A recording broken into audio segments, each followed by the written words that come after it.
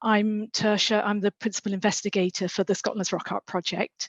And with me today I'll be chairing the session, and with me today is Guillaume Robin, our co-investigator in the project, who will be moderating the session. And we also have in the background our long-term volunteer, Sarah, who will be taking notes in order to summarise the discussion today and make that available on our website and to share it with relevant colleagues. So this workshop is a panel discussion for 1 hour to debate key issues surrounding the future of Scotland's rock art. The panel will discuss 3 or 4 questions which are preset concerning the role of community engagement, public access and social value in shaping rock art's future. We're not going to be taking questions from attendees because of the time involved, but we'd be really interested to hear what questions this discussion provokes. So if you do have any questions during the next hour, do please put them in the Q&A box, and we'll save them and look at them later and pass them around to various people. But obviously use the chat box as you have been doing for chatting between yourselves and just commenting on the talks. And please make your comments accessible to everybody, not just the panelists. So we have 6 expert panelists with us today, and I'll ask them to introduce themselves shortly.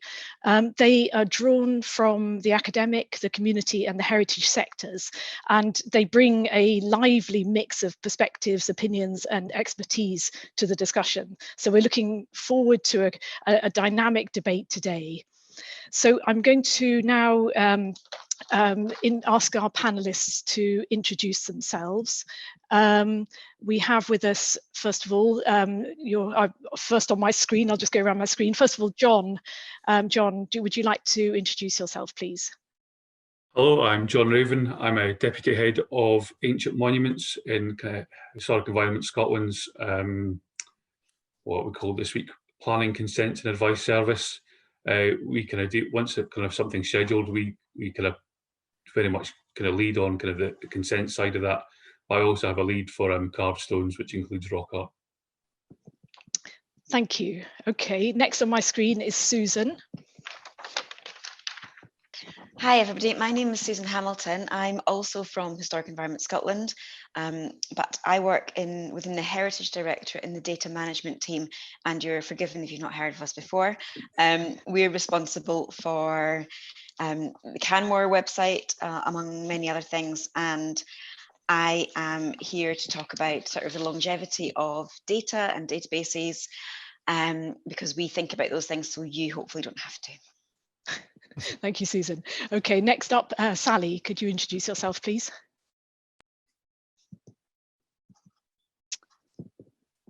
Hi everybody, I'm Sally Foster from the University of Stirling, where I'm a senior lecturer in heritage and conservation. I'm the former chair of the National Committee on Carved Stones in Scotland, and I formerly worked for Historic Scotland, the Ancient Monument Inspectorate. And I think in all those capacities, what I've sought to do is to be a champion for carved stones of all periods, which includes prehistoric rock art, but isn't specifically focused on rock art.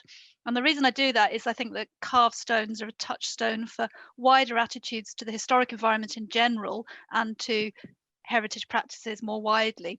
We can discuss that anon. And it's in that capacity that I led with colleagues, including Stuart Jeffrey, who's here today, on the Royal Society of Edinburgh funded and Historic Environment Scotland funded Future Thinking on Carved Stones project, which produced a research framework for carved stones, including rock art, and I've shared the link with you. Thank you, Sally. Okay, next up, Kenny, you're next on my screen. Could you introduce yourself, please? Hi, I'm Kenny Brophy. I'm the head of the archaeology department at the University of Glasgow, and a lot of my research is related to prehistoric Scotland, and in the last 5 or 6 years I've been working with rock art sites and community groups in Western Bartonshire, and more generally I'm interested in the way that prehistoric sites are regarded and used and relevant within urban contexts, and also what we can do with prehistory to help try and improve the lives of people today. Lovely, thank you. Alan, could I ask you to introduce yourself, please? Again. Yes, hello. Well, I've been retired for a very long time. I was introduced to rock art visiting Ilkley Moor with my mother as a small child in the 1950s. And since then, whenever I see Cutmark Rock on the map, I go and have a look. Obviously, that's come and gone over the years, but most recently, about 12 years ago, I moved to Inverness and was introduced to the local rock art by John Mumbell of NOSAS. And for me, it's a brilliant subject because it spans my retirement interests of archaeology, geology, photogrammetry, mapping, walking and exploring, and of course, getting out and meeting people. So I'm here as an active member of a community team. So my name's Stuart Jeffrey. I work for Glasgow School of Art in the School of Simulation and Visualization, although I am an archaeologist by background. And I've been working in the field of digital heritage recording, specifically with community groups through a number of projects, including, I'm really pleased to see, on the Scrap project, for which I'm co-investigator. Great, lovely. So these are our 6 panelists. I'm going to, in a minute, put the first question to our panelists today. But just to say that when I ask the question, Guillaume will post that into the chat box, so you can refer back to the question. We've got 3 or 4 questions. We'll spend about 15, 20 minutes debating each one. There may be a bit of kind of overlap between the questions, but we're trying to cover as much as we can in this 1 hour. Obviously, we're not going to answer all these questions and address these issues in full, but this is the start of what I hope will be a much longer conversation. Could I ask the panelists, first of all, just to keep your microphones on all the time so that perhaps it will just make it easier for the conversation to flow? Thank you. Okay, so our first question is, what have we learnt about community co-production in rock art from Scrap and from other relevant projects such as Accord that Stuart was involved in and Faithfully Rocks, the Kenny's project? And how can we build on this to foster future community engagement with rock art and potentially with the wider historic environment? So just to kind of kick us off with that, with the discussion on that question, right, it's actually 2 questions, but perhaps if Alan, you would like to start us off.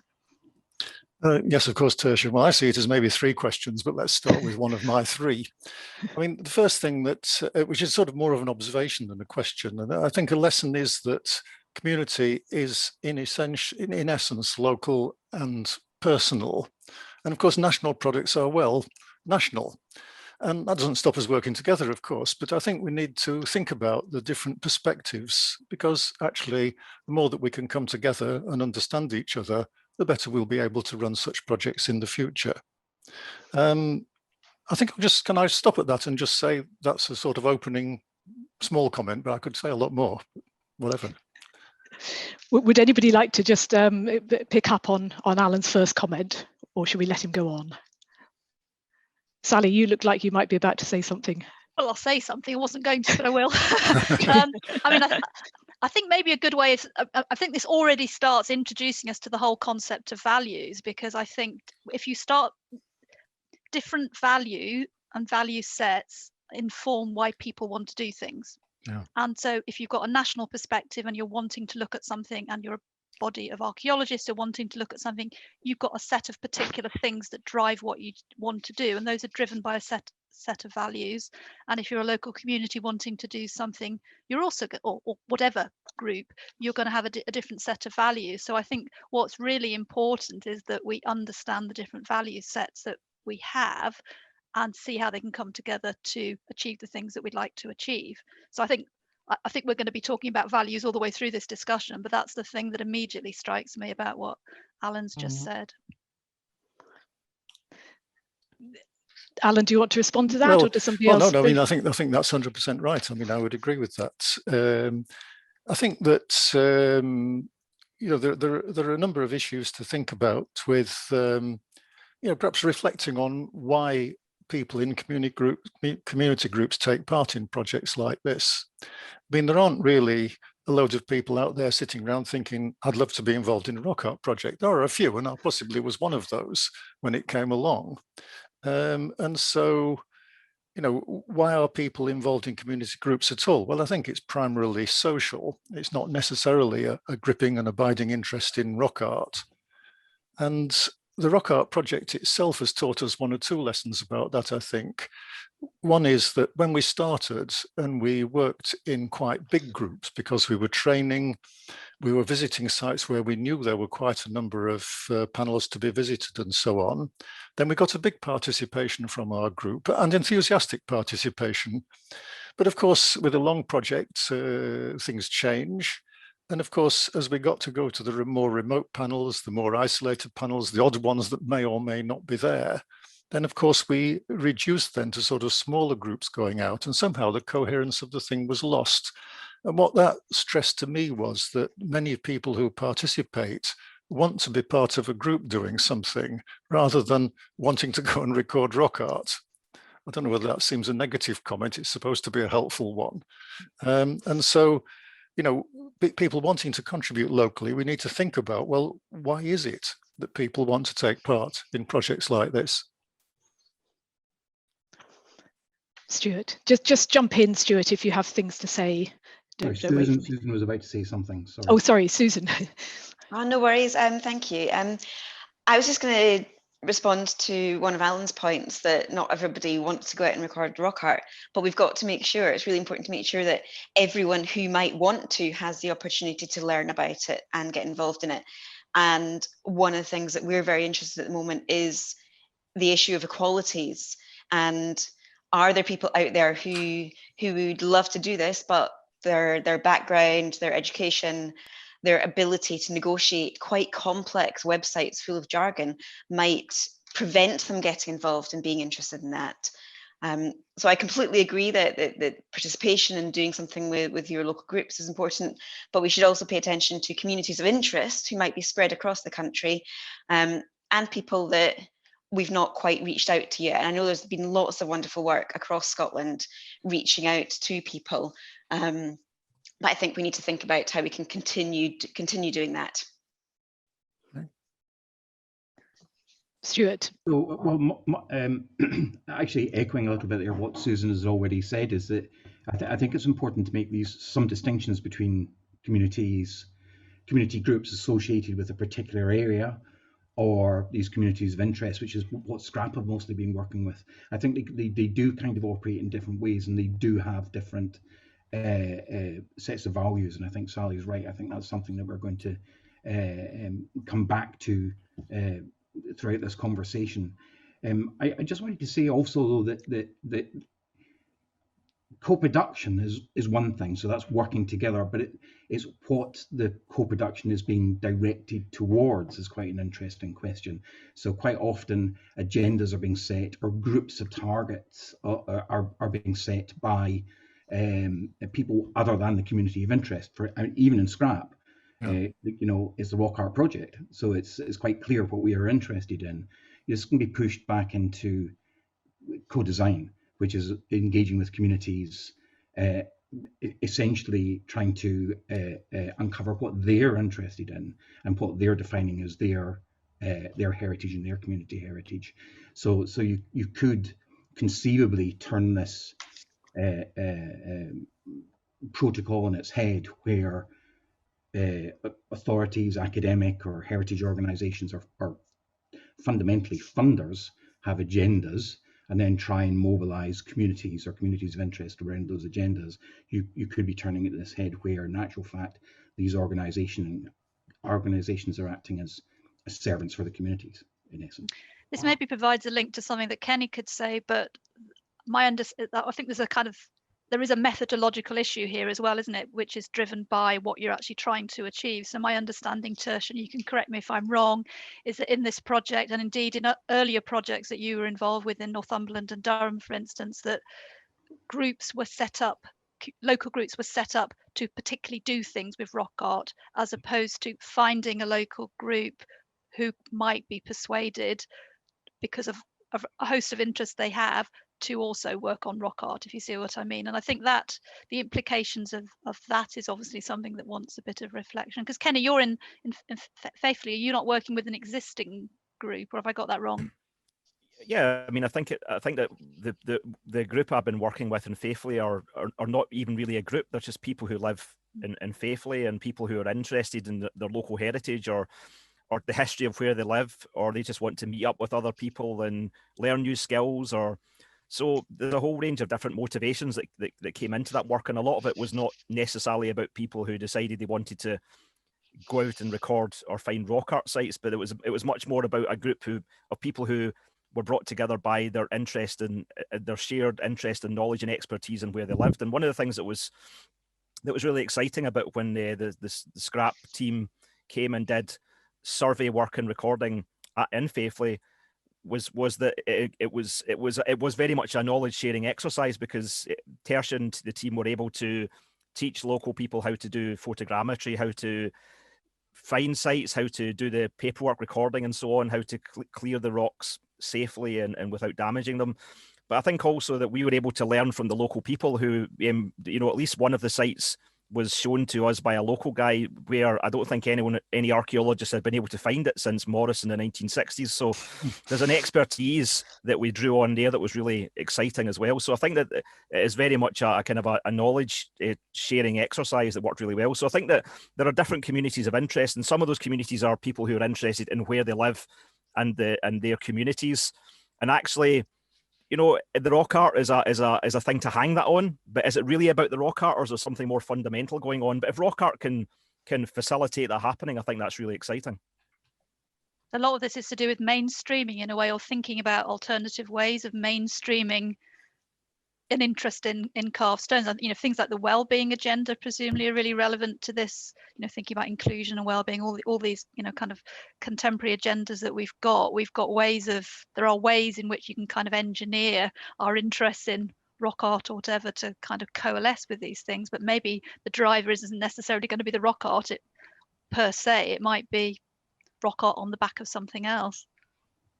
I think that, again, if you think about the NOSAS experience, I mean, NOSAS is a decent sized group. We're very much, we think of ourselves as local, but of course our local area is huge. And the things that are important to people are actually meeting each other. Was obvious anyway, but COVID has really sort of 100% hit us between the eyes on that one. And that really, therefore, if you want to introduce interest of the group in a project, it needs to be not too narrow, because it needs to grab a number of people. And for example, I mean, the rock art one came along, and a rock art project had already been done in NOSAS, which was felt to be not fully completed. And so there was an opportunity to work and to feel that the work that had been done would be used nationally, and that was a good feeling to the local group. But there's also a feeling of wanting to complete the group work locally so that we would have it locally. And I think that we could to extent do balance the local and the national, but it's not actually as easy a balance, I think, as we could sit here as 6 or 7 of us and pretend. Okay. It does come back to also the story you want to tell at the end of the day, doesn't it? I mean, yeah. One thing that strikes me about the Scrap project is that it's very focused. I mean, again, correct me if I'm wrong, but it's not that there's anything wrong about it, but it seems very focused. It's quite academic in its objectives and sense of understanding rock art in the past, in the prehistoric. Am I completely wrong here, Stuart? Step in.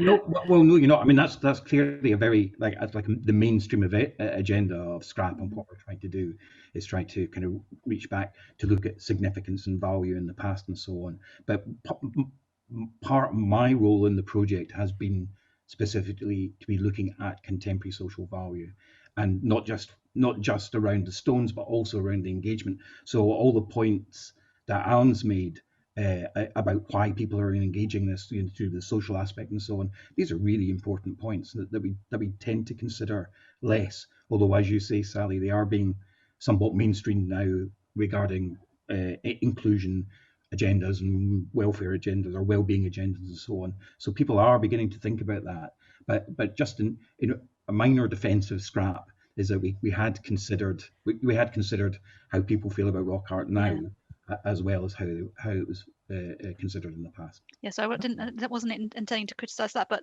Scrap. But I was going to go on to make the point about biographies of things, because I think taking that more biographical approach to the long life of objects and places and things, that takes this interest in really understanding what happened in, you know, the Neolithic or the Bronze Age and what we understand now. There's millennia in between, and I think, you know, finding some way of joining those together, and as Kenny alludes to, you know, local knowledge is really an important part of understanding those biographies as well, not just the contemporary social value, but so I think there's lots of different ways.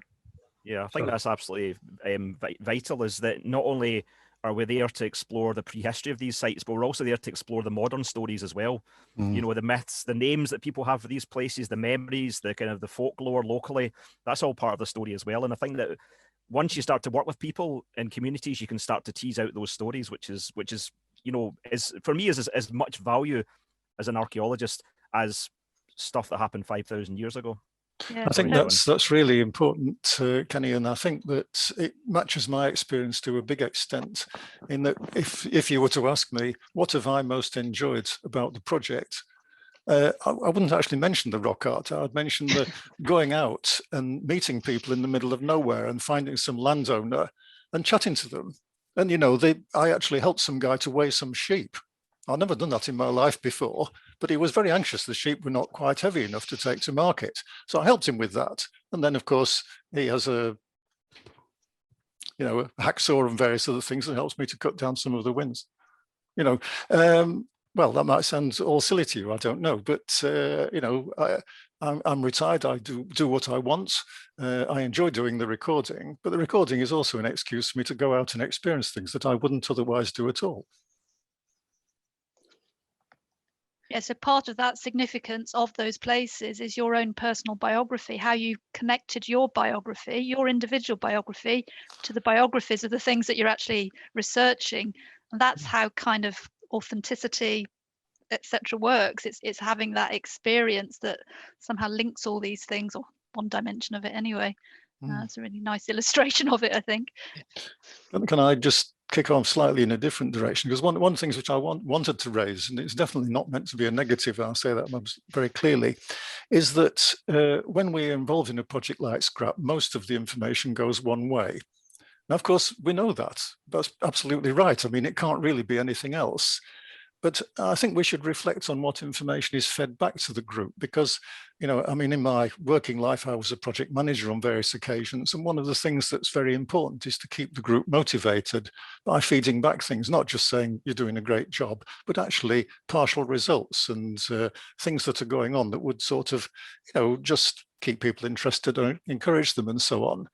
And I don't think that's worked particularly, from my point of view, personally. It might have worked for other people particularly well in Scrap. And I don't really want that to come over as a criticism, Tertia, but just, you know, as a constructive comment, you know, what could we do more? What could we do better to help to keep people sort of feeling part of things at a national level when they feel very easily part of things at a local level? And also, so what do we do about communities in Scotland where there is no rock art? You know, because there are big blank spots on the map. So how do we engage those communities with rock art when they don't have any? Well, send them out to look for it. Well, that's one way of getting rid of those gaps in the map, but that's not going to work for everyone, I don't think. No, it certainly isn't. No, it's a joke comment, sorry. They can go and visit everybody else's.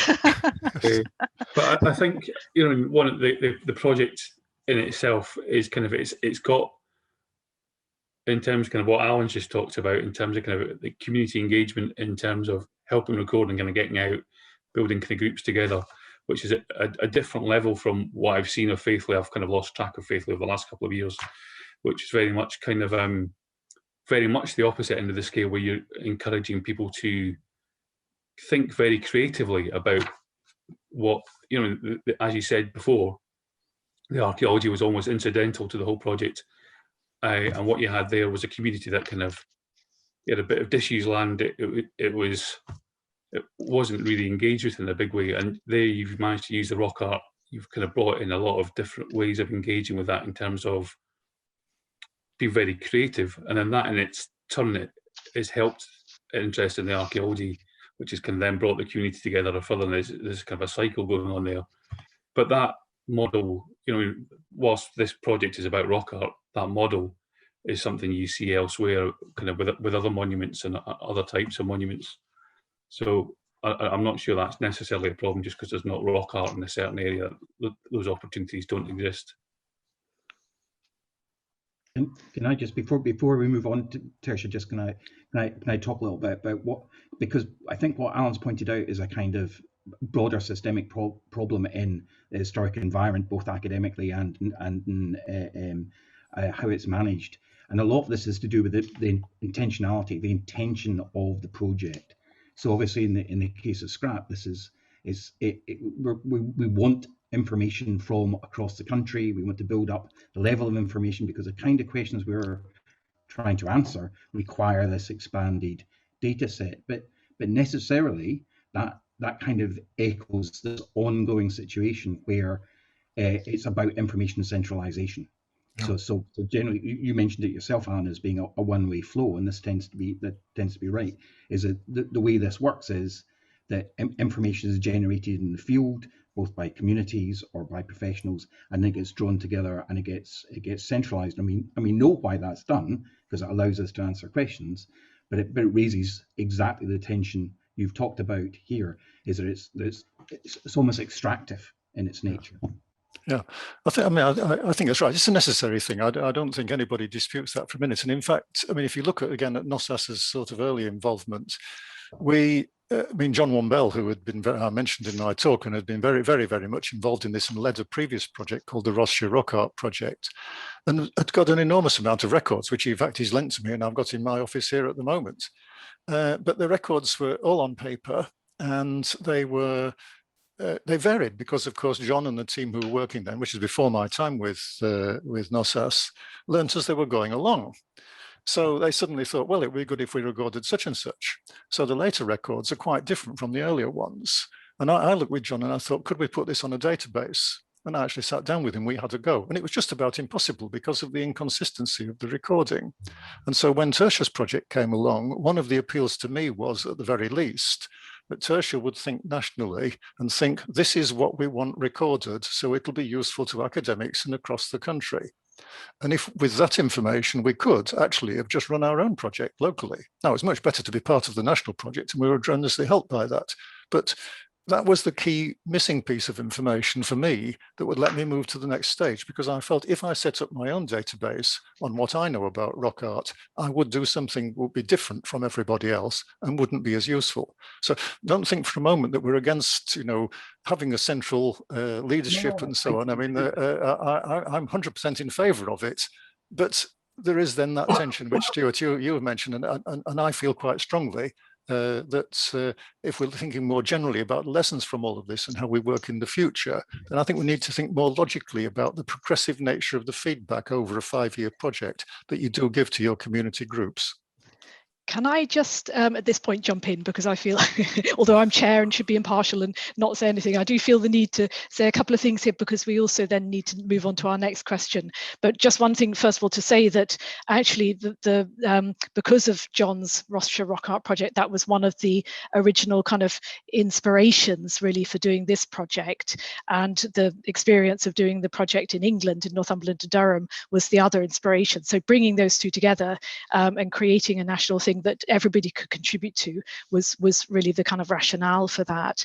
Our intention has always been and continues to be to share as much as possible with our community teams. When our analysis is finished, and the reason for having this conference today is to share the preliminary results, one of the reasons to share the preliminary results of our analysis, but we still have a long way to go. And of course, Alan, as I've mentioned in the past, we will be making all that information available to our community teams, and we feed you as much information as we have it, but we're not at that stage yet. We're not in a position yet to feed you and share all the sort of full results of our analysis, but of course we will do that.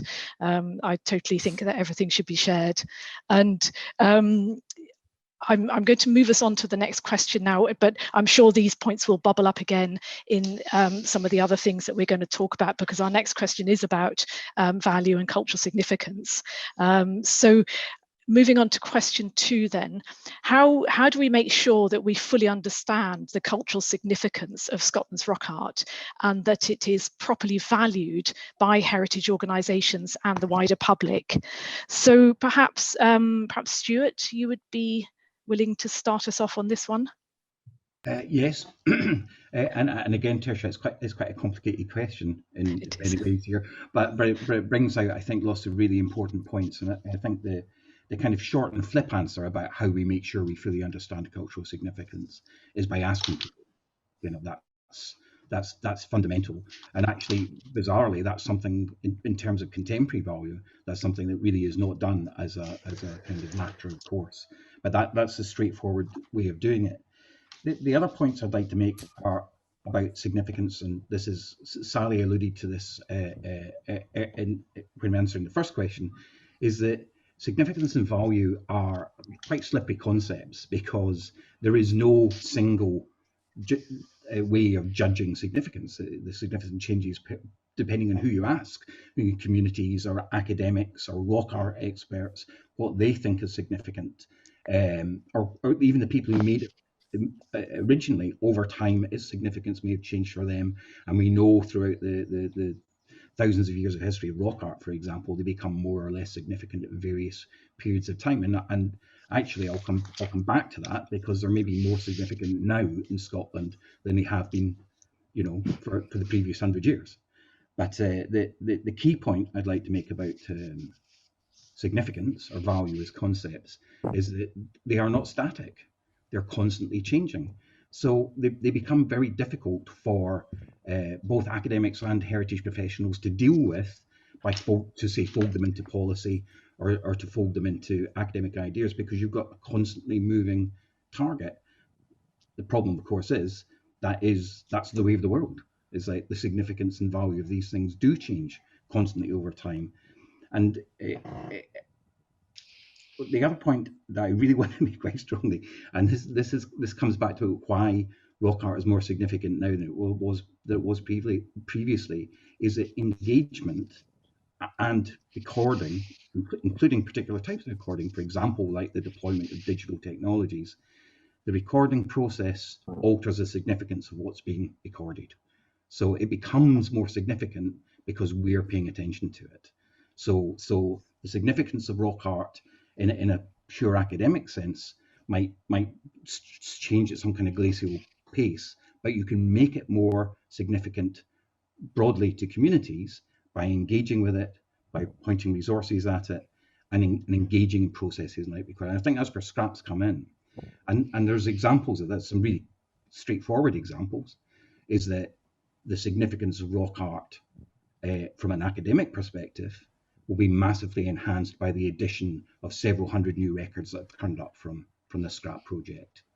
But similarly, its significance to landowners, for example, I know in the discussions I've had with many of the scrap participants, is that when they're engaging with landowners, it makes a big difference that they're associated with a national project, and a national project based with one of the national heritage bodies.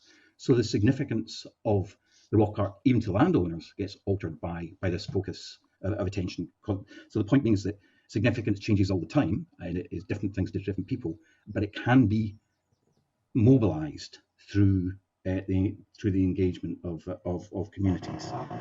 Can I make one final point on this, which just goes back a little bit to what had been when I was talking about intentionality, is that we've already talked quite a lot about how there's benefits for inclusivity, and there's benefits for well-being, and there's benefits for placemaking and community making that come out of engagement with archaeological projects or heritage-based projects, but still they tend to be seen as incidental. So what matters is the archaeological project and the recording, or what matters is the heritage project, and the benefits are incidental. And so there's a very strong focus on the kind of academic outputs or archaeological outputs. Again, this is something that can be turned on its head, where the focus of the project is specifically about well-being or inclusivity or helping communities that are maybe marginalized communities. and that actually the outputs that are generated are incidental. And I know that that is heresy. But that's the frustration, isn't it? Because I think for a lot of funding will come from the sorts of projects focused in the way that you've described. But somehow we need to get a better balance. It's somehow getting that better balance, because contemporary value isn't just about social value. All the academic values, the history, the aesthetic, all the whatever values that we want to look at, they're all contemporary. They're all of the now, and it's somehow bringing them all together into the mix and being comfortable that they're all part of the mix, and not dismissing some as just being traditional academic specialist interest or whatever, because in actual fact they're all an important part of the mix, and it's somehow getting the two together and kind of not polarizing these things. For me, that's my agenda, is not to polarize these things. It's to bring them together in a fruitful way, but funding streams maybe don't allow us to do that, which is the frustration. It's only recently that prehistorians actually bothered to take rock art seriously, cup and ring marks and etc. I mean, when I was starting out 25 years ago, it was still very much on the fringe, and the idea of excavating rock art was something that was barely acknowledged. So in terms of what you're saying, Stuart, there's also been archaeologists have turned their gaze now to rock art and are taking it seriously, which is really important. And things like excavation and digital recording are again making it look as if this is stuff that actually matters and it's part of prehistoric discourse. Yeah. And part of the problem with rock art, and this is not about cultural value, so I'm sort of drifting off here, is the fact that it still exists in a bit of a vacuum. And one of the things that the project is about, of course, is to try and think about what rock art meant and how it was used in its context, but we still don't really quite understand the context. So people in Faithfully commonly say to me, where were the people who are carving the symbols living? What were they doing what else were they doing? And we don't know. We don't make those connections. So I think that there's still, archaeologists are still quite early on in the stage of actually adequately understanding rock art, so that we can then help everyone else understand it as well in its context. Because currently there's a lot of nice rocks with a lot of nice symbols on them and a vague 1,000-year date that we can give them. And beyond that, it's moving to that next step of the people who are doing the carving, the tools they're using, what it means to them, where they're living. All that stuff is really vital as well. And I think archaeologists have got a lot of work to do in that respect. Yeah. Is it worth emphasising how much context means in understanding the cultural significance of something? You can't look at rock art in isolation. You have to understand it, where it fits into broader society of the period. And you don't want to just do that on a local basis. You want to be able to fit it into the bigger national/international picture as well. These are all the things that ultimately lead us to understand the cultural significance of something. But there's one thing, sorry, I just wanted to add to what Stuart said earlier, which is I think it's all very well that cultural significance is understood. It's got to be a real awareness of this cultural significance. I mean, Kenny, you took faithfully to the Scottish Parliament. I mean, that's a really cracking example of how the awareness of something can raise, and just the fact that this project, this very costly project, you got lots of money for this project. This is a major project. The very fact that this project has taken place really raises the profile and awareness of rock art. But it's the keeping it going and making it broader, joining up more dots, if you like, side of it for me that's really important going forward. John, do you want to comment on it? Oh, sorry, you carry on. I think I kind of agree with that. So for the point I was going to try to make is kind of taking that to the next stage up. I think rock art's always kind of struggled to have a profile kind of within archaeology, but more than in terms of kind of big scale management things, it's one of the few things that kind of differentiates rock art, say, from a kind of cairns or castles. Is that I think partly because we can't put a date in it, and we can't, we've still got 104, whatever Morris's figure was for kind of ideas what they are. I think we've managed to, for me, on a personal level, I still find that's probably what excites me most about rock art. But I think we've failed to translate the message of why that's important to kind of our decision makers, and that also kind of comes back to kind of just protecting the resource itself, but then thinking about kind of cultural significance, other aspects of cultural significance like it's setting a landscape. I think nearly all the papers this morning kind of talked about kind of how they relate to the landscape and how that's as important as the art itself. And translating that to kind of certainly my kind of upper line managers and politicians is probably kind of where we've struggled a lot. So a project like this that helps raise that profile and kind of opens that up, it is hugely valuable in itself. And I think, John, the other thing that does that as well is that, you know, it's very easy for us to fall back on this sort of tropes of rock art being mysterious and enigmatic and impossible to understand, when in fact we've got loads of environmental information, landscape context, social context that we can bring to this. And I think that sometimes we do rock art a bit of a disservice when we just sort of say, oh, well, we know it's all mysterious and who knows what it is, because that angle is actually not very helpful. And it's not the case. In the same way as how often does the media say about, you know, oh, you know, Stonehenge is still a mystery? Well, it's not, because there's been decades of research and money thrown at it, so it's not a mystery. So archaeologists also need to make more of the fact that we do have tools to understand rock art in terms of its context, and we have to move the discussion beyond them being mysterious, because I don't think that really is very helpful. But I don't think we should downplay the fact that people, sorry, Alan, can actually simply just find this stuff beautiful, and it's the experience of engaging with this stuff, which in its own right is also a significance. So it's that engagement and the landscape context in which you can engage with stuff. That's the point I was going to make. Susie, you carry on. I was struck by your talk, Alan, earlier on. It was almost as if you were borderline being apologetic for talking about how it made you feel and the impressions it gave you. And you shouldn't be, you know, nobody should let being accurate suck the joy out of what we're doing. I mean, all of us who are lucky enough to be professionals got into this because it's exciting and joyful and mysterious. And one thing I'm quite worried about is, well, not worried about, but in the bid for some community groups to be almost taken seriously, you forget to enjoy it. And I was really reassured to hear what you're saying about it wasn't the rock art that you would remember about this project, because that shows to me that you did enjoy it. But yeah, just remember the joy about what you're doing and the impressions, and that is part of the significance of it. And I'm going to now completely contradict myself after talking about joy and experience, by saying make sure that you get the information you record after the project into the record, because I know it must sometimes feel like you're putting all your hard-earned work into this great big bucket of information that then doesn't go anywhere.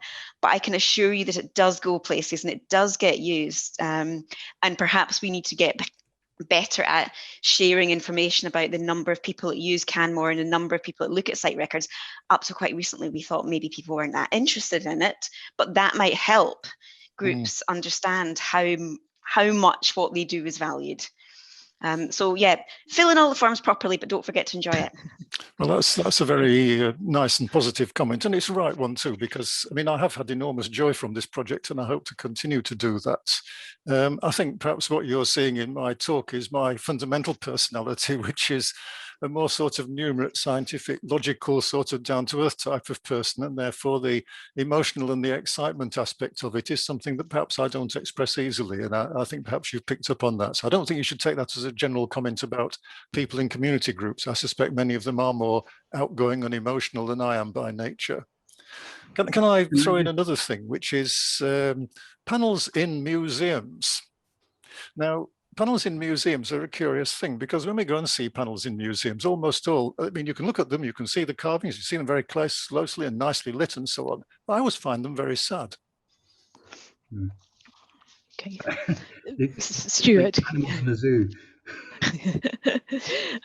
I think given the time, we could go down a whole different tangent talking about museums and accessibility, but that is sort of linked into our next question as well, which is about public access. Stuart, did you want to say something? I just wanted to say something about it's slightly counter to what Kenny was saying about the tropes of mystery and enigma and all the rest of it, and I think Kenny was saying we've got to try harder about to kind of reveal the kind of rich layers of information that are there.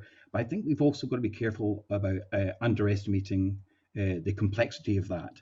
So when we're working with community groups, So we might be immersed. Well, I say we, not me specifically. We might be immersed in academic study. It's a real challenge to us in order to kind of reveal that deeper information. And I just wanted to make this point, is that one of the things that's come up consistently in work around values in scrap is the reticence, so Alan's not alone in this, is a reticence either in talking about that aspect of affect, how you feel about these things in the field, but also really kind of strange reticence to talk about the meaning of the objects, or to speculate on the meanings of the objects. There's a sense that speculation is forbidden, or speculation is somehow kind of trivial, and you're not allowed to talk about these things. And the interesting thing is, like, so we did this longitudinal survey, and we talking to people at the beginning of the project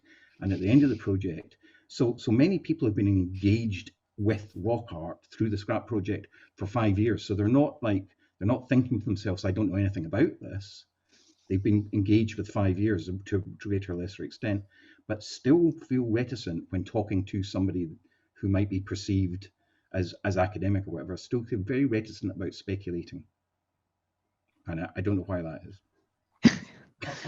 Okay, thank you, Stuart. I think there's a lot more that could be discussed on that topic as well. But given the time, I think we'd better move on to our next question, which again does link into what Alan was mentioning about museums as well, and what Susan was talking about with access to data. So our next question then is, the Scrap website and database have enhanced public access to detailed information about Scotland's rock art, as well as Canmore, obviously. How can we continue to enrich and share the rock art database after Scrap, and balance this against ensuring sustainable physical access? So perhaps Susan, you'd like to kick us off with that question.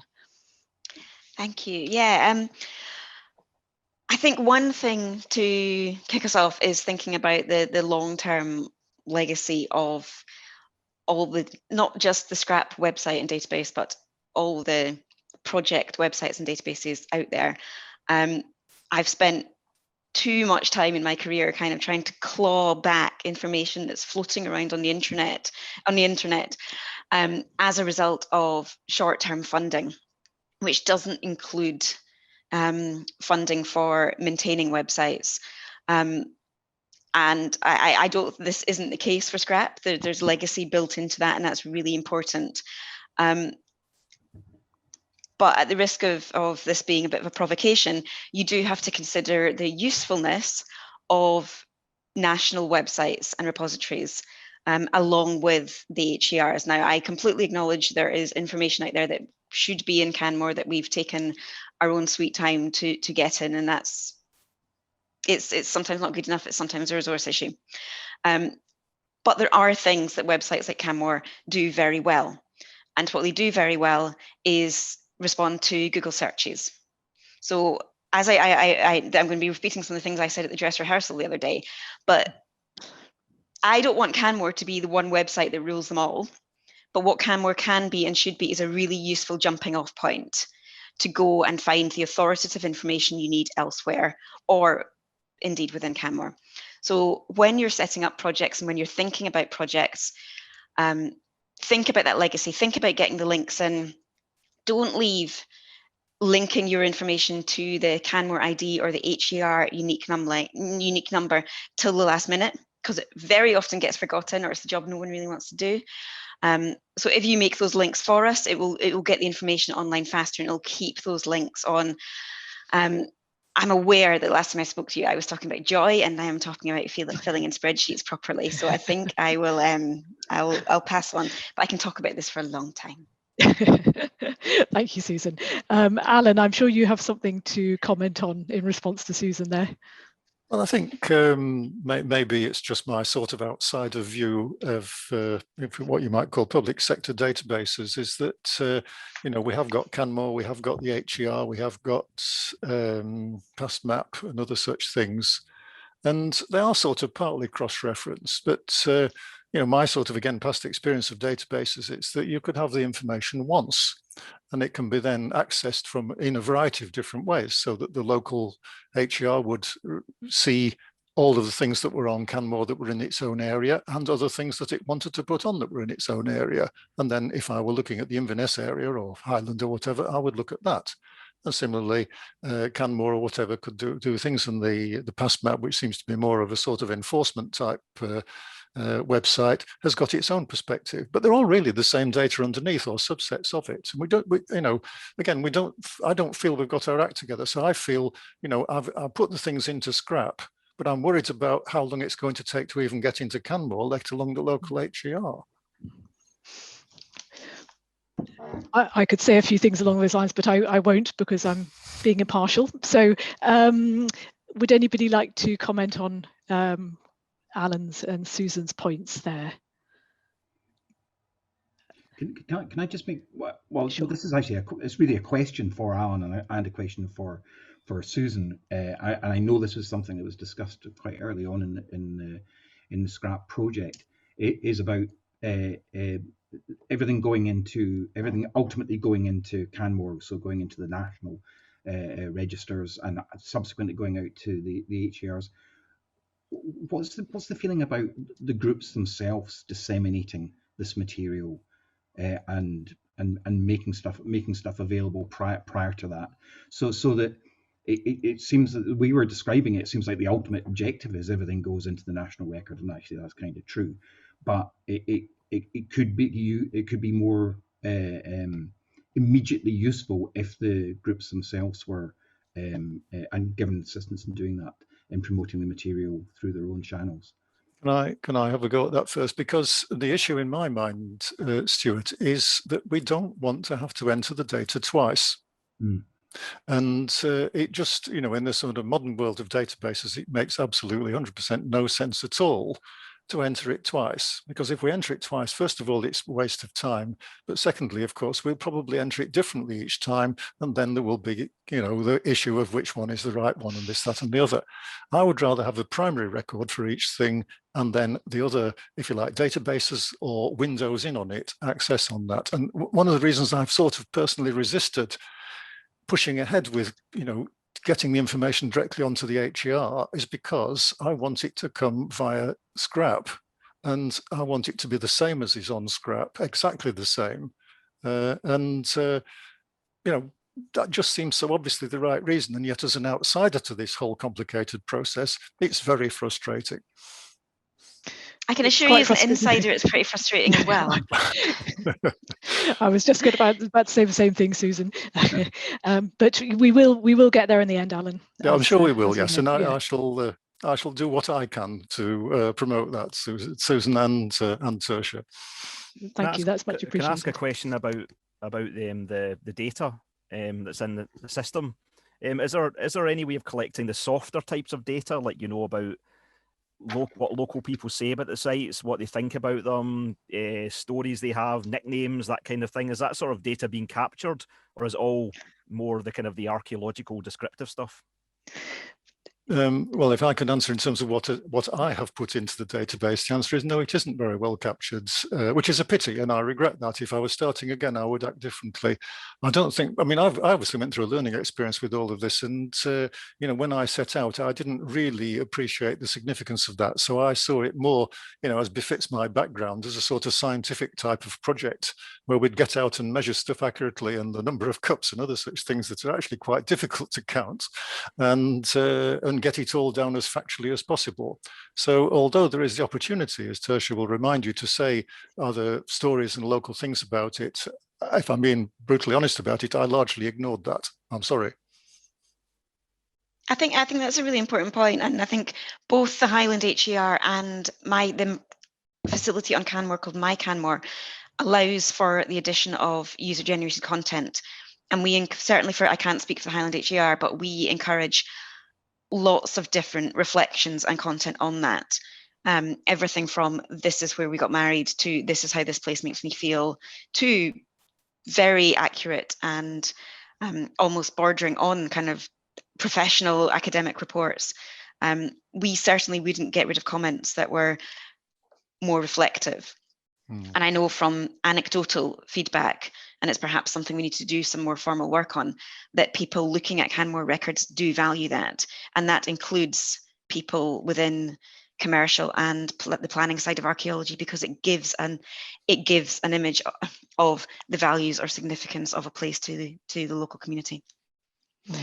I thank you, everyone. I'm just looking at the time, and we've only got 3 minutes left. So time just goes, doesn't it, when you're involved in an interesting discussion. Everything we've just said today, each of these conversations could go on forever. I think there's so much to say, there's so much to talk about, but this has been a really good opportunity just to begin these conversations, and I really hope that these can be taken forward both within the scrap project, what remains of it, and after the scrap project. I just wanted to, by way of ending, I've just got one more question, which I think we're just going to have a really quick fire answer perhaps from each of you, if possible, and this is really about research going forward with rock art, and just to ask you in turn then, what do you think the research priorities should be for Scotland's rock art? And again, I'll go around the screen again and just ask you for a kind of quick fire answer. So starting with you, John, because you're first on my screen. Yeah, I suppose my big ask, kind of once you've got kind of brought everything together from scrap together, is really kind of what that means in terms of management. We kind of, Sally and kind of a number of Scandinavians did some great work, sort of, don't know how many years ago now, but there's a huge amount that we need to understand in terms of kind of how the kinds of stones are carved in, and how kind of being left in the sort of one of the Q&As, kind of, they're left out in the open. That's how they should be experienced, but what that means for their management and how we can make good informed management decisions. There you go. Okay, thank you.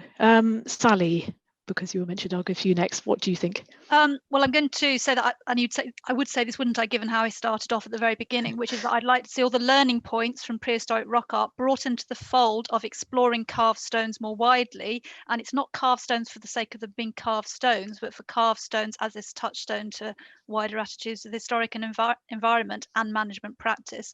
And we've already given a lot of thought to this in future thinking about carved stones in Scotland. So I'd like to see all the ideas, all your research findings, but also the sorts of points that are arising out of the discussions today, coming back into that bigger mix and for a much bigger benefit. That's what I'd like to see. So it's an indirect way of answering your question. Lovely. Okay, thank you. Susan, what do you think? I'm going to take it in a slightly different direction. In my first answer, I mentioned equalities, and I really appreciate the effort that was made to make this panel to make sure there was gender balance in the panel, but I think everybody I've seen on screen today at this conference has been white. And I think one of the things we should do is continue to increase public interest by continuing to tell accessible stories and focus on the equalities angle. Atlantic rock art tells stories of shared heritage and shared identities, but also of movement of ideas and movements of people. Modern Europe and modern Scotland are places of great diversity with a range of cultures. And maybe the enigmatic nature of rock art, sorry, Kenny, makes it a good topic to encourage people with different cultural backgrounds to get involved. What might someone with a West African background see when they encounter Atlantic rock art? And the fact that we've got a lot of the answers, but not all of the answers, perhaps others might see something we've missed or feel empowered because even the experts don't know everything about this, and it's a way of getting involved. And so that's my answer to that question. Lovely. Thank you very much, Susan. Alan, over to you for your research priorities, please. Well, I have no idea because I'm not a researcher, but the thing that appeals to me is that, it is, and again, I don't want to go against what other people have said, but one of the things that appeals to me about this is that clearly the experts don't know the answers. Now, does that mean they should do a lot more research? I'm not sure. I think that although, again, much academic things as an outsider seems to be very narrow and focused, I think that rock art doesn't stand on its own, and I would hope that future research would be sort of quite broadly based rather than just focusing on the rocks and the art. Okay, thank you. Good answer, everybody. So, Kenny, over to you. I was actually having a wee Twitter discussion about that behind the scenes a few minutes ago with a few people, and I think that one thing that has to happen is that rock art, prehistoric rock art research needs to be mainstreamed within Neolithic and Bronze Age studies, so that it's not just a paragraph or two in a synthesis, but actually it's woven into the narrative. In the same way as in the last 10 or 20 years, we started to think more about settlement and everyday life in Neolithic narratives than before, we have to now start to bring rock art into the mainstream as well. Lovely, thank you. And finally, Stuart. I'll be very brief and very unsurprising, but kind of building up what Kenny was said there. So it was an interesting moment for rock art being folded into this kind of broader research field around the Neolithic, and it also means that the broader public perceptions, so not community groups, broader public perceptions are probably kind of quite in flux. I'd be really interested in doing broader kind of qualitative research around people who don't have or have not been asked to have an interest in rock art. Yeah, thank you everyone. Gosh, that's all so interesting. I just want to kind of carry on talking, but unfortunately we're going to have to move on. But thank you so much. That was a really interesting discussion. I was quite nervous as to how a panel discussion online would work, but I think it's just been a really easy thing to chair, actually, because you've all had so much to say and you know, so many really interesting views. So I hope the people watching, I hope the attendees have enjoyed that as well. And thank you again. That's all really useful, kind of beginning to a much bigger conversation. Thank you, everybody.